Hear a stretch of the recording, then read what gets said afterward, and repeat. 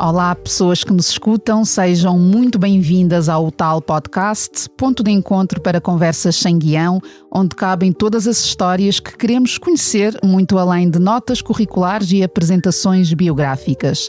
Eu sou a Paula Cardoso. Eu sou a Georgina Angélica. E juntas criámos este espaço de ligações humanas porque acreditamos que, sejam quais forem as nossas diferenças, ao partilharmos vivências, aproximamo-nos.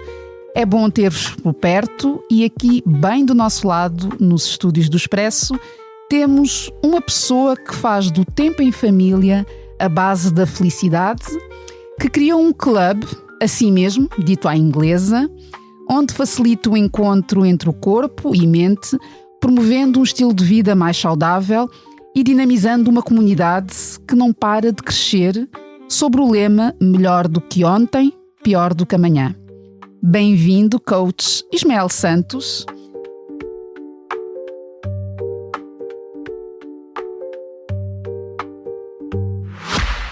Olá, eu sou a Cátia Mateus e este é O Céu é o Limite, um podcast onde os líderes das empresas portuguesas conversam sobre o seu percurso profissional, os altos e baixos que enfrentaram ao longo do caminho, as ideias mais ousadas, mas também os erros e fracassos, sempre com uma boa dose de gargalhadas pelo caminho. Junte-se a mim nestas conversas, ouça O Céu é o Limite em expresso.pt ou na sua app de podcasts preferida e deixe-se inspirar. Tu costumas dizer que a resiliência é o que te faz levantar quando o mundo quer que desistas. Em que momento da tua vida o mundo exigiu de ti mais resiliência? Olá, como estão? Olha, eu antes de mais, eu não poderia colocar melhores palavras para descrever o clube. Que são tuas, portanto são palavras que tu tens partilhado com a tua comunidade, nossa comunidade, tribo. Nossa. Eu, respondendo diretamente à pergunta, acho que em vários momentos, mas houve um momento em especial em Londres, quando eu vivia em Londres. Isto já faz mais ou menos uns, talvez, 8 anos, mais ou menos. E foi um período super difícil porque tinha terminado a universidade, tinha mergulhado neste caminho profissional de ser personal trainer e trabalhando por conta própria. A única forma que eu tinha de ganhar o pão era precisava de vender e eu não tinha experiência e estava em Londres onde era super competitivo. Foi um período difícil porque afetou não só financeiramente, mas a nível a minha dinâmica familiar, e afetou porque eu tinha uma filha de altura devia ter 1 ano e terminei uma relação. Isso impactou e foi um período difícil porque vim-me no chão, basicamente. Então estava sem minha família, minha mulher na altura e a minha filha. Tive que mudar de cidade, recomeçar, e foi muito desafiante. Eu tive de questionar muitas coisas que eu estava a tentar construir, mas como tudo, quando nós caímos, levantamos, não é? Temos a tal... Construímos... Esses momentos ajudam a solidificar aquilo que é a nossa resiliência mental. E aí construímos uma nova identidade. Foi isso que eu fiz. Ou acredito que fiz, não é? O que é que te levou a sair de Portugal? Sim. Eu estava no exército, aqui. Não fiquei muito tempo, fiquei cerca de perto de 2 anos, mas eu inicialmente entrei porque queria seguir o percurso académico e achei que na altura o exército iria oferecer esse percurso, mas rapidamente percebi que não era um caminho que eu queria seguir dentro do exército. Eu senti que estava a regredir, estava super estagnado. Estava aborrecido, não estava a desenvolver. E também por influência de muitos amigos que eu tinha em Inglaterra, eu tinha ido lá visitar. Nessa primeira visita eu disse, ok, é aqui. É aqui. Esquece. Voltei, rescindi o contrato. Sim. Para aí 2 meses fui para a Inglaterra. E fiquei lá então. E o que é que te fez pensar, aliás, sentir é aqui? Eram as oportunidades, não o tempo. Não, o tempo não. O tempo não. Não foi a falta de sol que te motivou a ficar. Não. Eram as oportunidades, era o facto de poder enverdar no caminho um estudo académico, ter uma formação e depois disso construir uma carreira à base disso. E o facto de eu ter muitos familiares que estavam lá, cresceram lá e tinham mostrado diferentes caminhos que eu podia suceder lá, eu disse, ok, é aqui. Obviamente, como eu disse, eu tinha lá muitos amigos, então isso também afetou bastante. Na altura tinha 20 e poucos anos, 22 mais ou menos. Então fui à busca de uma nova aventura, mas de uma forma focada, que era, é isto que eu venho fazer. Obviamente eu não falava inglês na altura. Eu ia perguntar isso, se falavas. Fizeste essa mudança sem dominar o inglês. Nem aquele inglês americano que nós chegávamos na Inglaterra a pensar que conseguíamos. Exato, aquele que aprendemos na televisão. Na televisão. Chegamos lá e vemos que, afinal isto não dá. Eu hoje digo que não falava inglês, mas quando eu saí daqui eu dizia, se eu falar inglês. Desenrasco-me, não é? Desenrasco-me. Eu cheguei lá, falava com os ingleses, diz outra vez. Não percebia, porque eles, têm o sotaque britânico que é muito diferente daquilo que estamos habituados a ver aqui na televisão, nos filmes e tudo mais. Então aí é que eu percebi que não falava. E fiquei... E quais é que eram os teus planos académicos, não é? Que percebeste que estando no exército não se poderiam cumprir? Então, eu na altura eu estava apaixonado, aliás, sempre fui apaixonado pela área de psicologia, de neurociência e também a parte social, da sociologia. Queria estudar isso. Estava com o 12º na altura, mas não tinha os meios financeiros para enverdar no caminho normal. E a verdade é que a Inglaterra iria oferecer a possibilidade de, com o tempo, conseguir um financiamento para... Student Loan. Exatamente, o tal Student Loan. E então foi exatamente isso que me fez... Foi que me fez decidir ir. Seria mais acessível. Okay? E concretizável, não é? Havia mais essa possibilidade. Exato. E tu foste em contexto já família? Não. A família foi a que tu construíste lá? Sim. Tinha a minha namorada na altura e depois construímos. Mas fui sozinho. Aliás, os meus pais e irmãos estavam todos cá. Eu fui e eles foram atrás. Toda a família? Toda a família depois foi ter contigo? Primeiro foi o meu pai com os meus irmãos. Eles foram, eu estava em Londres, eles foram para a Escócia. Eu fiquei... a Escócia, o accent. Eu estive em Edinburgh, estive em Edimburgo. Então, em Londres, em Inglaterra já é diferente, não é? Sim. Na Escócia... Escócia, então, parece que é outra língua, parece que não é inglês. Não, sim. E, portanto, houve essa mudança da tua família a partir desse passo que tu deste. Estavas a falar em irmãos, quantos é que tens? Nós somos 5, eu sou o mais velho. Partilhamos essa experiência de sermos os mais velhos. A responsabilidade. O modelo, temos que ser o exemplo. Tantas conversas com o meu pai sobre isso. Sim, já lá vamos. E eles vão para a Inglaterra. Eu estou em Londres ainda. Passado uns 2 meses, eu digo, ok. Eu ainda estava a trabalhar acho que trabalhava no museu, fazia limpeza no museu.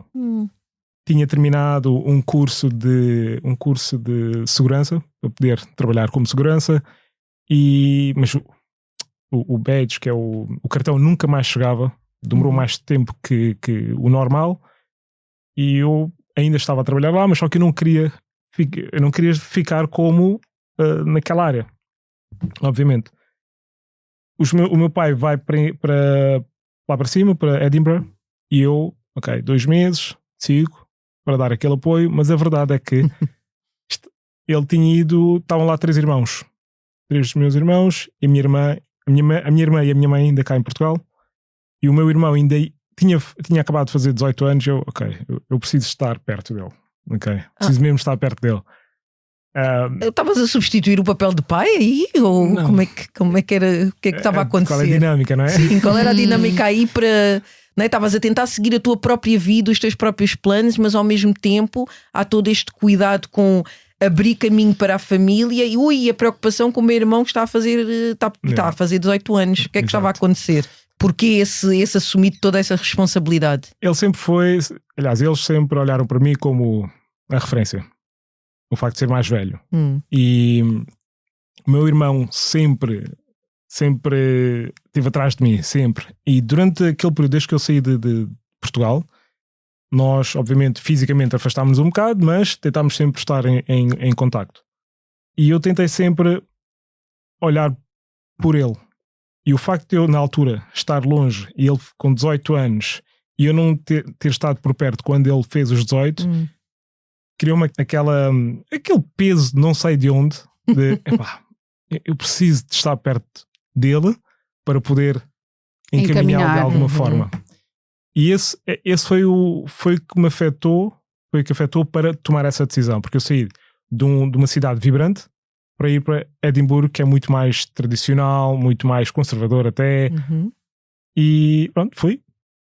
Entretanto comecei a trabalhar lá como segurança, tive lá algumas experiências desagradáveis, fiquei lá 7, 8 meses, os meus pais vão para Leeds, vão para a Inglaterra, para Leeds, eu vou para Leeds também, mas eu disse, olha, a minha família entretanto reuniu-se toda, já estava cá a minha mãe, a minha irmã, os meus pais todos, os meus irmãos todos, e eu, ok, eu não posso ficar em Leeds, eu preciso de traçar o meu caminho, volto para Londres e vou viver com um amigo num quarto.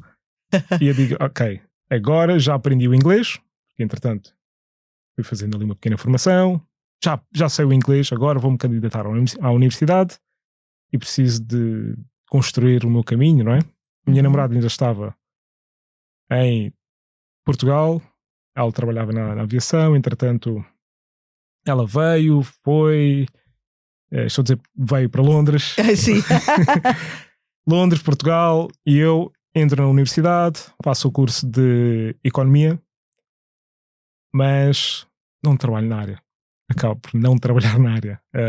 Mas escolheste Economia depois. Tinhas algum plano para escolheres esse curso, por um lado, e depois também para termos aqui alguma timeline. Em que ano é que tu saíste de Portugal? Estamos a falar de que altura? Isto é 2011. 2011. Uma altura mesmo. E eu entro na universidade em 2013. 2013, exato. Sim. Eu queria fazer, em Portugal eu queria fazer Psicologia, era a minha área de paixão, mas depois comecei a olhar para o meu percurso profissional, até onde é que eu posso ir, como é que será trabalhar nessa área. E eu não me via a trabalhar como psicólogo, não, obviamente também não conhecia mais as diferentes áreas que podiam ser desenvolvidas com o curso de Psicologia, mas vi a economia como algo que abrisse mais portas. Principalmente na área financeira, na área empresarial e tudo mais. Eu disse, ok, este é o curso. Bora faturar. Exato, este é o curso que se calhar me vai dar ajudar a ter este salto económico. O que acontece? Eu estava lá com o meu primo estava, na altura, acho que ainda não tinha criado um negócio dele, mas fiquei exposto basicamente aos sinais de sucesso, não é? Aquela parte material, carros e grandes casas e não sei o quê. E eu disse, isto é interessante. Se calhar um curso de Economia é que me pode dar o caminho para isto, não é? Eu tomei essa decisão e, entretanto, iniciei o curso, terminei, mas não trabalhei na área. Mas gostaste do curso? Adorei o curso, acho que foi uma grande formação. E porquê que tu já disseste 2 vezes não trabalhei na área, mas tentaste candidatar? Não tentaste. Pois, por acaso percebi logo, por isso é que eu perguntei se gostaste. Depois. Adorei o curso. Acho que é um curso necessário. Tem tanta boa formação, porque nós começamos a entender como é que a economia realmente é a base de muita coisa, tanto a nível social, a nível individual, como é que as pessoas tomam decisões. E, obviamente, toca um bocadinho também na psicologia, toca um bocado na psicologia, que é comportamento com base nos recursos, não é? E como é que isso também afeta a política, a geopolítica, as decisões das empresas, como é que nós tínhamos saído de 2007, 2008, tivemos aquela crise, 2012, exato, então ao longo do curso nós tocámos nestes pontos todos e foi um grande abre-olhos. Obviamente, por exemplo, agora que eu tenho a minha própria empresa, eu consigo, ajudou-me basicamente a poder tomar melhores decisões a nível de onde alocar recursos, que recursos é que são mais valiosos em que momento. Então eu acho que o curso foi super importante. Depois de ter tirado o curso, mesmo não trabalhando na área, continuo a tentar ganhar mais informação e estar melhor preparado com estas componentes de economia. Olha, eu fiquei bastante curiosa sobre essa mudança assim de toda a tua família, não é? Não havia raízes cá em Portugal? Então, o meu pai trabalhava no CTT e na altura, por acaso, era efetivo. Minha mãe não, mas não tinham construído nada na altura e financeiramente estava um bocado difícil. O meu pai estava a considerar emigrar, mas ainda não, se calhar não tinha ganho coragem. O filho mais velho teve que abrir esse caminho, exato. Não é? Já tivemos essa conversa algumas vezes. E eu sou muito mais aventureiro que ele, então acho que essa decisão de eu ter decidido sair do país para tentar abrir caminho para mim levou-lhe a decidir realmente sair. Não tínhamos bases ou raízes mais sólidas que desse assim para longo prazo. E quando a vida está desafiante e estamos constantemente em esforço, realmente quase que não resta outra opção senão se vemos a luz no fundo do túnel, bora lá. Mas mesmo isso requer muita coragem. Acho que sim. Requer muita coragem, dar o passo, mudarmos as nossas circunstâncias, porque às vezes não estamos bem, mas é o que conhecemos, então eu vou permanecer aqui. Como é que o fitness entra na tua vida? De uma forma que eu não tinha planeado isso. O meu irmão estava em Inglaterra, estava em Leeds, eu em Londres, na minha casa com a minha filha, e o meu irmão não sabia o que fazer da vida, basicamente. Estava naquela fase da vida que não sabia o que fazer. Eu tinha, umas semanas antes, estava com um amigo que por acaso era personal trainer e estava a dar-se bem, e eu disse: porquê que tu não fazes esta formação? Vem para Londres, fica na minha casa, faz esta formação e depois experimentas trabalhar na área e depois vês. Ele, ok, vou.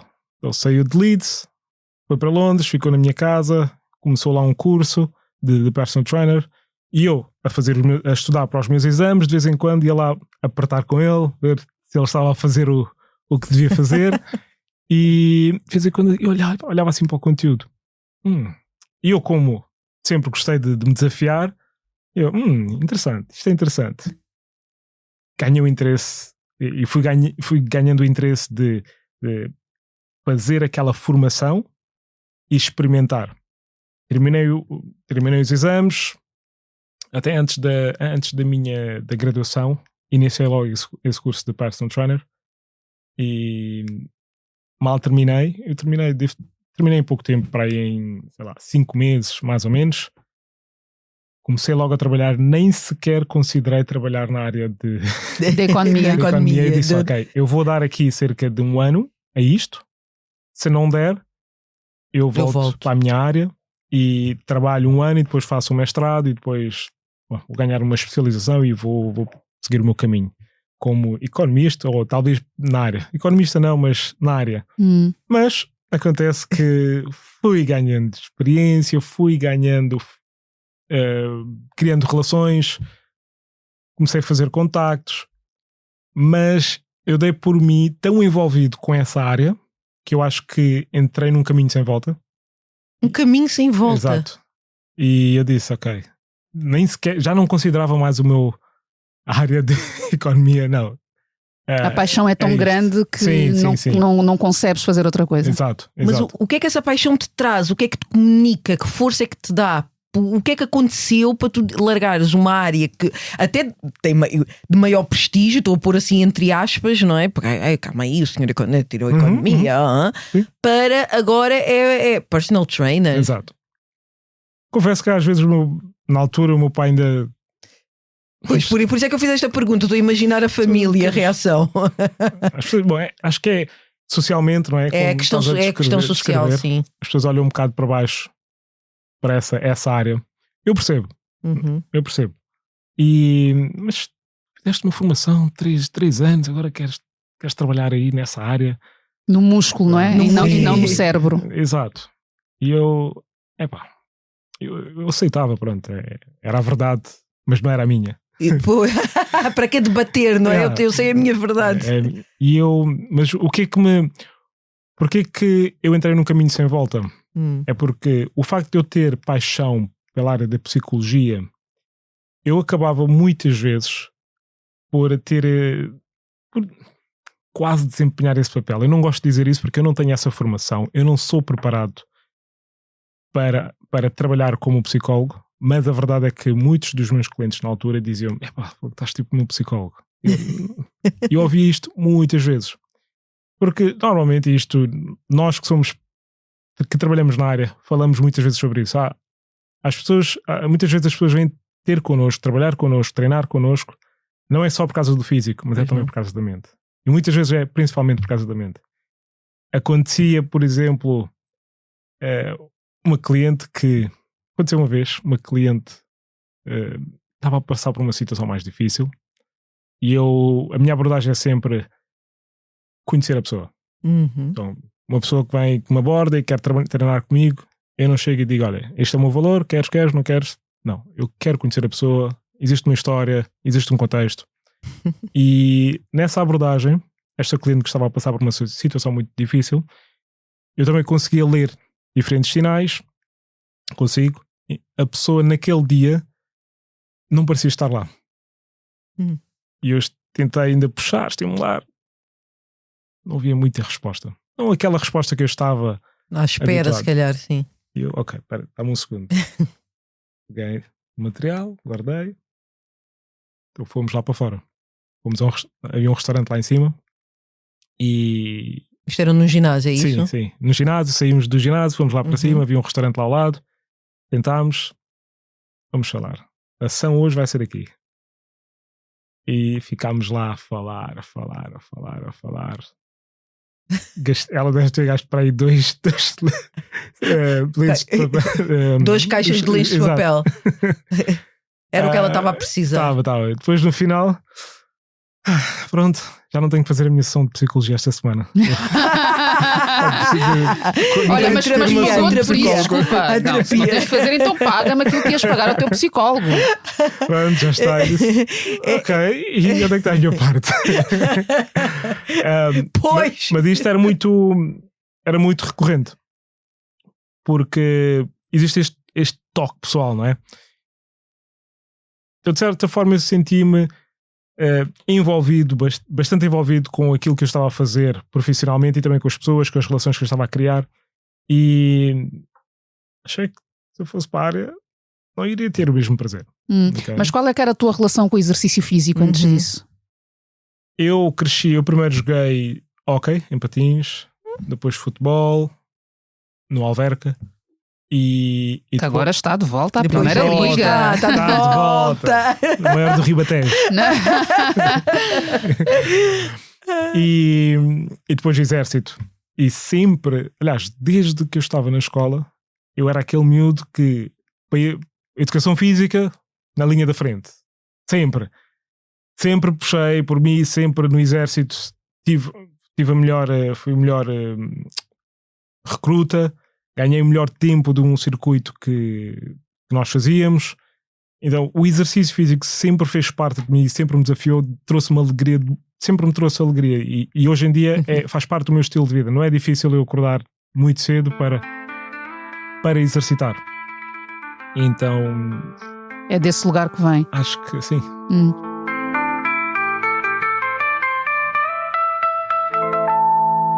Eu, voltando um bocado atrás a alguns aspectos da nossa conversa, há aquela passagem que tu estás a falar de Edimburgo. Exato. E que dizes que tiveste algumas más experiências. Gostava de perceber que más experiências foram essas e depois aquele paralelo que tu traçaste em relação a ir para Londres. Quais é que são as variações que se calhar à distância não nos parecem que sejam assim tão demarcadas, mas que tu acabaste por encontrar? Então, em Edimburgo comecei a trabalhar como segurança. Entretanto, o cartão chegou, que me permitia trabalhar, e trabalhava numa zona que era uma espécie de bairro social. E naquele bairro social haviam muitas pessoas que eram dependentes do Estado porque tinham um estilo de vida que pronto, não era o melhor. Ou seja, bebiam bastante, bebiam muito cedo, iam lá comprar álcool muito cedo e andavam desde as 10 da manhã embriagados até quando desce, até não poderem mais. E eu trabalhando como segurança nessa área, obviamente o meu trabalho era prevenir, manter o mínimo de segurança, a ordem, eu não sou polícia, mas manter o espaço que era, imaginem um Lidl, okay? Não era Lidl, mas era parecido. E prevenir os roubos. E acontece que nesta situação em particular, houve um indivíduo que entrou e eu já te vi. Percebeste? Deu assim uma volta e quando ele entrou eu fui diretamente para a zona do álcool, porque era hábito. Vou para lá e ele vê que eu estou lá, ele pronto, faz um bocadinho de tempo, eu mantenho-me, ele sai, eu entretanto dou assim uma volta e ele entra outra vez. E quando ele entra, eu pronto, vejo-lhe a pôr uma garrafa no casaco e eu vou para a porta. Aguardo por ele na porta. E ao sair, faço a abordagem, sempre à distância. Olha, resumindo era, olha, por acaso tens alguma coisa que não tenhas pago? Não, de uma forma logo agressiva. Não, deixa-me. Ok, tudo bem. Podemos só confirmar se tu tens alguma coisa? Não, então olha, importas-te mostrar o que tens aí dentro. Isto já... Ui, com uma garrafa ainda por Exato. cima. E o que é que acontece? Ele tornou-se agressivo. Claro. E nesta agressividade, eu entre a porta e ele não o deixo passar, e ele a tentar passar, envolvemos-nos, vamos ao chão. Eu tento que ele não leve o material que pertence, né, à loja. E é um aparatos tremendo. Os clientes todos parados, a olhar. E curioso que havia um cliente habitual da loja, que sempre que ele entrava, eu acho que ele sentia-se, não sei o que ele sentia, mas achava que eu andava a perseguir. Sempre. E uma vez até disse, mas pronto, confrontou-me. Por acaso andas a seguir, não sei o quê. Qualquer dia. Eu, ok. E nesse dia, naquela situação, naquele aparato todo, eu entretanto não o deixo sair, chamo os meus colegas do centro comercial, porque era uma loja dentro de um centro comercial, chamo os colegas e os colegas vêm, apreendem-no, que é uma... Ele estava imobilizado já. Exato, civil, até chamarem a polícia, e acontece que os clientes, incluindo esse indivíduo que achava que eu andava a perseguir, ameaçou-me, se fosse comigo eu faria não sei o que, não sei o que mais, eu espero por ti lá fora, às X horas eu vou esperar por ti. E eu pensei, peraí, eu é que estou errado. Eu é que estou errado por travar um roubo, um possível roubo, um furto, não é? E naquele dia, pronto, obviamente ainda era cedo, isto era antes do meio-dia, e então eu ainda estava assim na expectativa, será que realmente vão esperar por mim lá fora? Pronto, não aconteceu nada, mas falei com o meu gerente, mudaram-me de loja. Curioso, o supervisor dos seguranças desse centro comercial tinha aqui uma suástica tatuada. Então, pronto, isto era o bairro social onde eu estava a trabalhar. Ui. Eu saio de lá, vou para outra loja. E na altura eu fazia noites, fazia alguns biscates nas discotecas e também fazia essa loja como full time. E pronto, obviamente as pessoas com um bocado de álcool exaltam-se e dizem o que não devem dizer. Ouvia muito seu macaco, seu isto, seu aquilo. Mas eu ignorava porque não me ia adicionar muito na altura. Não ias comprar todas as guerras, não é? Quer dizer... que eram situações de pessoas já bêbadas, tínhamos que os tirar e era nessa dinâmica. Pronto. Por acaso, um dos meus colegas disse, olha, se quiseres apresentar queixa, nós vamos imobilizá-lo até chamar a polícia e não sei... Sim, na Inglaterra depois as coisas... Quer dizer, neste caso na Escócia, não era? Na Escócia, sim. Na Escócia. Mudei de loja. Mudei de loja, trabalhar numa outra loja que era o Tesco, que é estilo. O Tesco, Uhum. sim, tipo E Tesco. Tesco, E exato. é muito. E acontece o quê? Numa das vezes, uma situação muito parecida, era à noite, eram por aí, eu acho que a loja fechava à meia-noite, ou 11h30, 11h30, meia-noite, e já eram por aí 10h30. E veio este indivíduo, num outro bairro, vem este indivíduo, entra, ele faz assim, ele entra, vai diretamente para um sítio, e eu vejo o que é que ele faz. Ele pega umas coisinhas e mete aqui no bolso. Mas são coisas tão insignificantes. Eu penso, na altura, o que acontecia? Eu pensei assim, já tinha acontecido antes. Eu pensei assim, ok, eu já tive uma situação.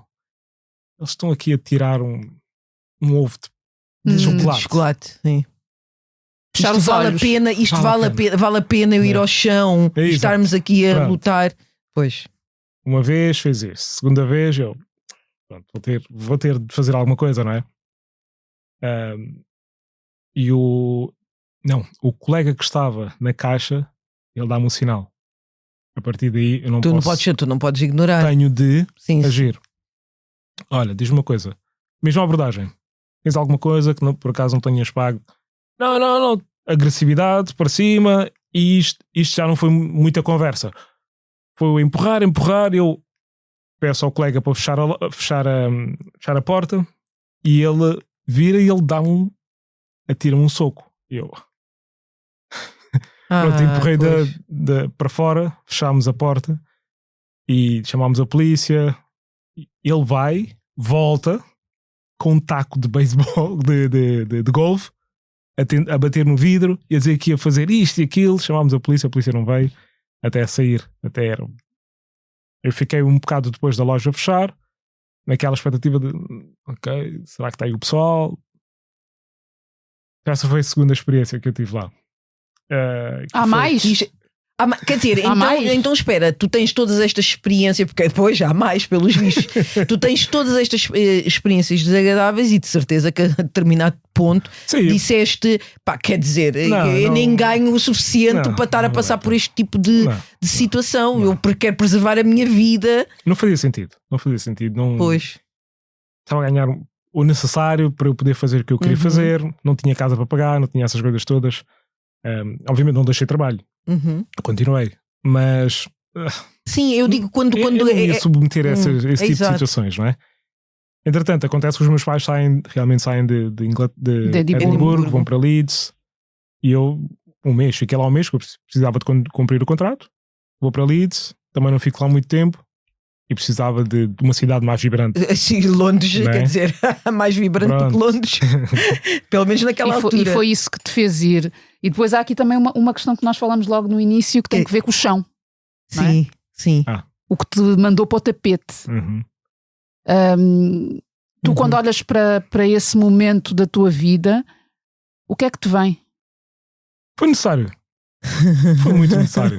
Cresci tanto.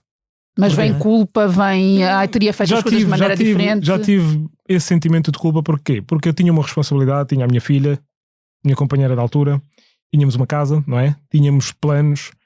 Obviamente que não foi essa situação profissional, porque foi uma situação profissional difícil, onde eu não tinha capacidade financeira para fazer aquilo que eu acreditava que devia fazer. E obviamente não foi só isso que afetou e levou a um fim de uma relação, mas o facto de ter terminado uma relação que devíamos ter para aí 10 anos, 9 anos e tal de relação. Quer dizer, uma relação sim, que já tinha algum tempo. Ou seja, dei por mim como se tivesse falhado. Okay? Claro. Falhei como homem, como eu aventurei-me neste percurso, deu errado, eu devia ter ouvido. Deveria ter ouvido? Sim, devia ter ouvido o meu pai, aos meus pais, whatever. Só dúvidas na altura. Só dúvidas sobre as minhas decisões. E o que é que os teus pais disseram? Que cusca é que eu estou a ser? Não, na altura foi o quê? Olha, estás a dizer, olha. Se calhar o caminho não é esse. Não, basicamente. Basicamente seria esse, mas para mim era. Pronto, agora o que é que eu posso fazer? Posso-me deitar, não é? agora vou-me levantar. E é isso que eu acabei por fazer. Tive de recomeçar. O que é que tornou essa situação difícil? Eu tenho de uma forma muito resumida.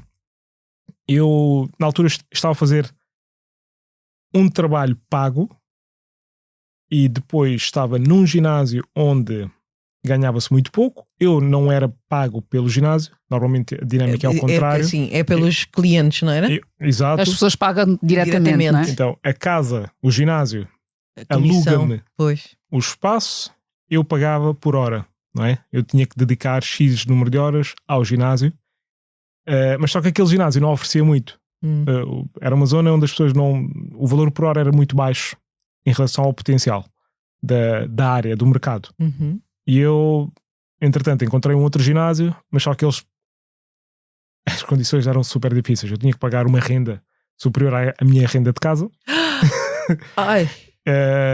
Com o potencial de eu vir ganhar muito mais dinheiro, não é?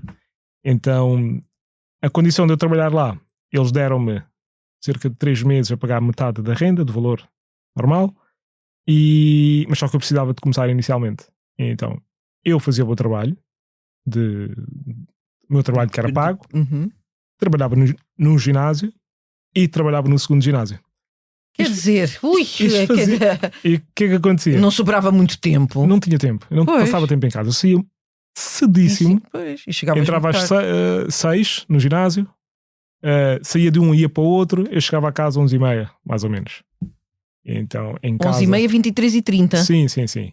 Então em casa não havia o apoio, o cuidado. Como é que tu chegavas? Chegavas esgotado. Chegava esgotado, mas quando nós temos, quer dizer, temos a barriga vazia, nós temos de ir atrás, não é? Pois, exatamente isso. Então, só que essa barriga vazia ficou durante muito tempo. Eu não tinha como. Muita frustração, basicamente. Tentar dar horas, tentar descobrir novas maneiras de essencialmente vender um serviço numa área, num lugar onde a competição era super alta, porque eram pessoas com muito mais experiência e muito mais preparadas, com uma estrutura muito melhor, que era basicamente a competição, não é? Que eram os meus colegas. Onde eu vi-me a nadar com tubarões. E final do mês chegava, ok, tinha dinheiro, mas tinha que pagar o ginásio para eu poder sobreviver outro mês, para ir outra vez para continuar na caminhada e na luta, não é? Mas em casa tinha que se pagar a renda, tinha que se pagar as outras despesas, tinha a menina.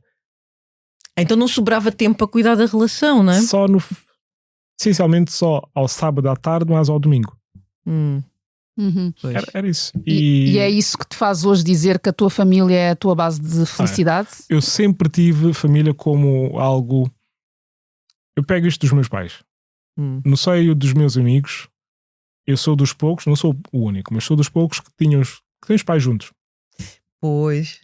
E eu vejo a família como algo, um pilar para a minha vida. E mesmo estando naquela relação, era algo que eu estava na altura, no meu entender. Estava a sacrificar, mas era para o bem dos três, não é? Exato. Mas pronto, olha, não funcionou. Não deu. Hoje, não mudei essa minha visão. Esse pilar mantém-se.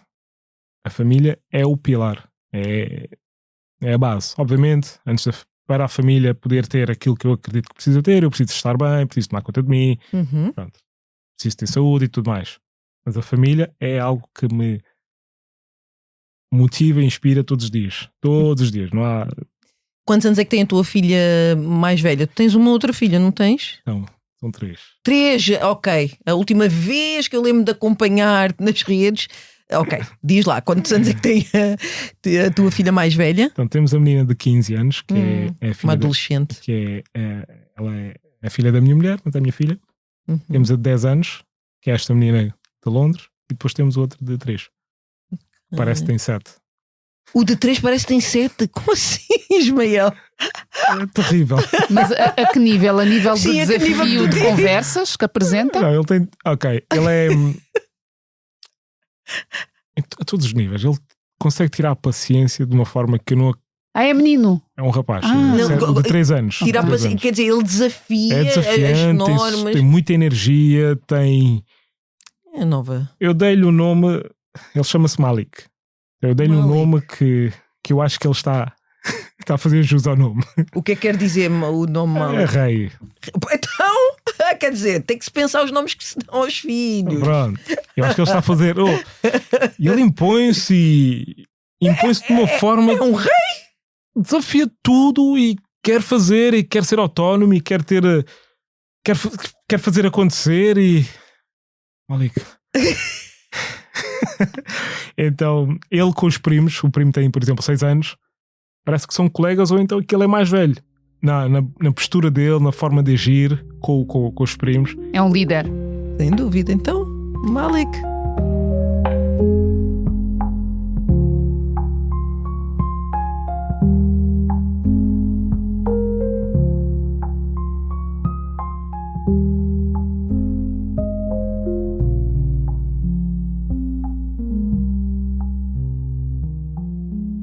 Estávamos aqui a falar no significado dos nomes. É alguém que tu refletes quando, por exemplo, crias os teus projetos, não é? O nome que tu deste ao teu projeto, a comunidade que estávamos a apresentar logo no início da nossa conversa, também tem um significado. É. Podes falar um bocado sobre isso? É o Alpha Street? Claro, Alpha Street Club, Alpha Street.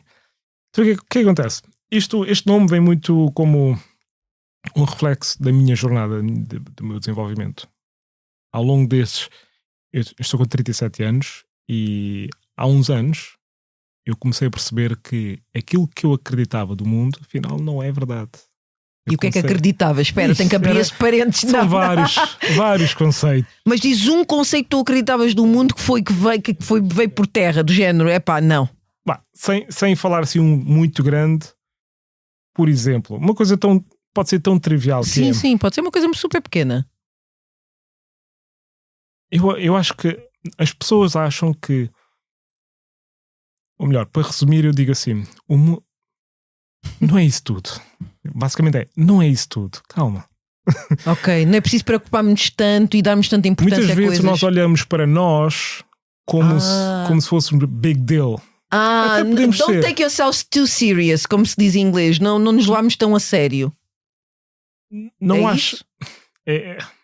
Vamos ver se eu consigo expressar isto, Uhum. mas eu tinha ouvido isto de uma forma que é: não penses muito, pensa em ti. Não, mentira, acho que é ao contrário.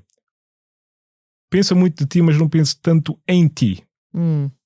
Podes elevar a ter confiança, autoestima, mas não foques só em ti, Uhum. porque tu não és isso tudo. Não é isso tudo. You're not that big deal neste universo, neste cosmos, esta família humana. Isto significa o quê? Não para dizer que as pessoas não precisam de ter a confiança e achar que são competentes, não para dizer isso, mas para dizer que o contrário, que é: se queres fazer algo, vai e faz, porque é bem provável que falhes e as pessoas não querem saber. E quando falhares, vais ter outra oportunidade para voltar a tentar. E quando achares que realmente onde estiveres as pessoas estão lá a observar e à espera que tu falhes, o mundo não vai acabar aí. E simplesmente não é um drama. Não faças um drama sobre a vida.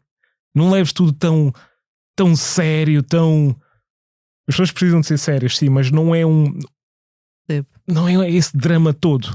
Há um peso do qual nos devemos libertar, Sim, eu comecei para a podermos libertar. viver. Eu comecei a libertar desse peso. Comecei a perceber, ok, as pessoas, se calhar, por exemplo, ao dizerem algo ou se tiverem uma abordagem em direção a mim, há muito mais do que isso. Há muito mais por detrás dessa abordagem, desse insulto ou whatever. Há muito. Então não é de pegar as coisas como se diz em inglês, pelo face value. É muito mais do que isso. Comecei a perceber basicamente que há muitas coisas que são sublimes, que são, se nós começarmos a estar presentes e a observar as coisas, vamos começar a estar conectados, mas vamos começar a receber mais sinais da vida, das pessoas e claro, vamos começar a apreciar a vida de uma forma diferente. Eu não sei se, por exemplo, uma coisa que eu acreditava era, existe o certo e o errado, vamos pôr assim na mesa. Mas no entanto, muitas das coisas são dependentes da nossa perspectiva. Não é? Como é que nós vemos as coisas? Há coisas que podemos dizer que podemos concordar. A maioria de nós, pelo menos, pode concordar. Mas depois há outras que simplesmente dependem de como tu observas. Se calhar estás sentado aqui, estás a ver um 6, mas se fores para o outro lado vais ver um 9. Então tu se calhar não estás errado, é do teu ponto de vista. Sim. Okay? Há muitas zonas cinzentas na Há vida. muitas zonas cinzentas de vida, e se nós conseguirmos talvez Relativizar, se calhar um bocado. abrir os nossos horizontes e começar a considerar mais opções, talvez consigamos começar a pintar, a trazer mais cor a essas zonas cinzentas, de acordo com aquilo que nós queremos fazer, não é? Curioso que eu há dias ouvi uma história de uma forma resumida, que era uma pessoa disse que um dia acordou, a vida estava tão bonita, estava a correr tudo tão bem, foi à janela e ouviu assim os pássaros, 2 pássaros, na linguagem deles, tão bonito. E a outra pessoa disse, ok, deixa-me traduzir-te. Os pássaros estão ali a dizer, eu vou matar o teu filho, não sei o quê. Isto só para dizer o quê? Que realmente há coisas que são bonitas se dentro da nossa perspectiva, ou então são feias de acordo com a nossa perspectiva. Então depende muitas vezes de como é que nós vemos. E das nossas vivências. As nossas vivências, exatamente. Todas as influências que fomos recebendo ao longo da vida, até ganharmos uma certa maturidade, mas basicamente é tentar não pegar as coisas como fixas, abrir os horizontes e tentar aceitar diferentes possibilidades. Okay? Foi isso que eu comecei a perceber da vida em si. Okay. A partir daí, acho que tudo é possível. Abriu-se assim um campo de possibilidades. Exato, e o Alpha Street Club é esse campo de possibilidades? Voltando a isso, o Alpha Street que eu estava a dizer é um reflexo do meu percurso, da minha jornada. Eu comecei, como todos nós passamos por altos e baixos, então num dos meus últimos baixos que eu depois subi, eu defini claramente aquilo que seriam os pilares da minha vida, para mim, para eu me guiar. E é isto de uma forma muito simples. Eu comecei a procurar uma melhor relação com o criador deste universo. E quem é? Exato. Deus. Vamos Sim, para ti é Deus. Sim. E eu ter sempre Deus presente através de uma fé. Essa fé não tem que ser aquela fé religiosa, eu vou à igreja, faço isto, não. É eu acreditar, é uma fé. Acreditar nos princípios, não é? Em que é possível. Se eu quero, se eu me conectar, é possível. É fé. Uma pessoa que está doente, se acreditar, pode se curar. Entre outras coisas. Não é fé. Número 2, o legado está muito ligado à família. Então é o impacto do meu trabalho, daquilo que eu faço, do meu dia-a-dia, etc. Aquilo que eu faço para os outros. Em primeiro lugar, a minha família e o resto do mundo. Então, fé, legado. E depois, como eu sou uma pessoa que gosta de se desafiar e traçar novos objetivos e ir para além, é preciso ter uma coisa que se chama resiliência. Então, nós vamos ter vários desafios, não é? Já sabemos disso. Todos nós passamos por vários desafios. E se nós não tivermos essa resiliência mental, aquela capacidade de ok, caí, mas eu vou me levantar, que também nos ajuda a mudar a perspectiva das coisas, da vida e tudo mais. Se nós não tivermos isso, o caminho vai ser muito mais difícil. Então eu comecei a abraçar exatamente esse terceiro pilar, que é a tal resiliência, é determinação. Então estas 3 coisas é aquilo que eu quis chamar de a identidade de um alphos. Então o Alphas Tree é ser artisticamente um alphas. Então vem o Alphas Tree, que é o grupo de pessoas que tem estes pilares. E nós assentamos em 3 pilares. Não estes, porque estes são os meus, mas que eu gosto de passar, mas é essencialmente a atividade física, que é o fitness, o nosso estilo de vida, aquilo que nós adotamos para o nosso dia-a-dia, e depois a comunidade. Então este grupo não é meu e não é de um membro específico, é nosso. Então nós nos conectamos, unimos e vamos fazendo diferentes atividades. E nós ouvimos muitas vezes, eu ouço muitas vezes aqui no grupo, que outrora não fariam, por exemplo, uma corrida, uma coisa tão simples quanto uma corrida, mas o facto de estar naquele grupo, naquele ambiente, estão dispostos a desafiar e desafiaram-se e agora querem mais. E vemos lá pessoas a criar relações, pessoas a partilhar oportunidades. Então isto é comunidade. E se nós virmos cada vez mais pessoas a unirem-se para não precisam de competir naquele tipo, mandar abaixo, não, mas desafiarem-se uns pelos outros, que é o verdadeiro sentido de comunidade, não é? Exatamente. Cuidarem um dos outros. Significa que vamos todos crescer e bem. Eu tenho visto comunidades a serem criadas lá fora de Portugal, e acho que é algo que também nós podemos criar aqui, ok? E principalmente dentro da nossa comunidade lusófona, PALOP. Tu nasceste na Guiné, não foi? Nasci na Guiné. Ok. Com que idade é que vieste para Portugal? 5. Okay. Então tens ainda algumas lembranças, assim, se calhar poucas. Mas é assim, nos nossos países africanos, se nós olharmos para a história, para a ancestralidade, o conceito de comunidade é muito, mas muito importante. Sim, quero dizer, eu ainda de vez em quando falo sobre isso com a minha mulher, que é, antigamente eu era educado pelos meus pais, mas também pelos meus tios e a vizinhança. A aldeia. Sim, a aldeia. Aqui hoje em dia não, quer dizer, ai de ti que te intrometas ai de ti. Ai de ti. Opines sobre o meu filho, a minha filha. Assim. E é preciso ter muita coragem. É preciso ter muita coragem, às vezes até para salvaguardar uma criança que nós não conhecemos de lado nenhum, mas se ela estiver em perigo, eu pelo menos tenho esta forma de ver. Se eu vejo uma criança em perigo por algum motivo, a mim não me interessa, eu vou intervir, depois logo, se calhar não vou pensar muito. A partida é universal, não é? Devia, pelo menos. Deveria ser, mas às tantas, eu sei que há muitas pessoas que ficam dizendo, se calhar isto vai se criar um grande problema para mim. Mas olha, Ismael, grata por tudo o que partilhaste aqui. Realmente o conceito de família é um pilar mesmo muito, muito importante. E mais importante ainda, educarmos estas novas crianças, estes reis da amanhã, com bons valores do respeito, de aceitarmos os outros por aquilo que eles são, não estamos a tentar impor a nossa verdade ao outro. Portanto, que o Alpha Street Club chegue cada vez mais longe e que essa comunidade cresça. Muito obrigado. Grata, Ismael. Muito obrigado por me receberem. E sim, vamos continuar com esta missão, trazer mais pessoas a ouvir falar daquilo que estamos a construir. Vamos agora completar um ano e vamos celebrar e vamos e realmente queremos que mais pessoas estejam envolvidas com esta questão da saúde, do bem-estar, para terem longevidade para a vida, adicionarem vida aos seus anos. Para estarem para os seus familiares mais tempo então também. esse é o propósito que nós estamos aqui a fazer com o Alpha Street. Grata. Obrigado. Grata.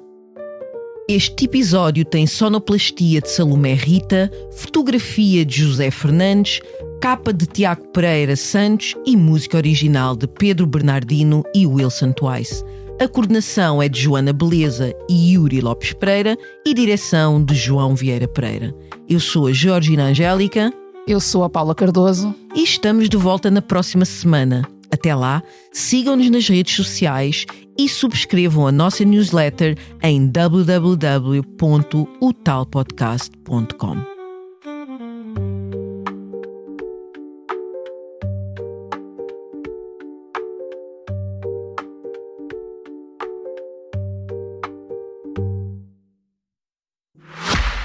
Olá, eu sou a Cátia Mateus e este é O Céu é o Limite, um podcast onde os líderes das empresas portuguesas conversam sobre o seu percurso profissional, os altos e baixos que enfrentaram ao longo do caminho, as ideias mais ousadas, mas também os erros e fracassos, sempre com uma boa dose de gargalhadas pelo caminho. Junte-se a mim nestas conversas, ouça O Céu é o Limite em expresso.pt ou na sua app de podcasts preferida e deixe-se inspirar.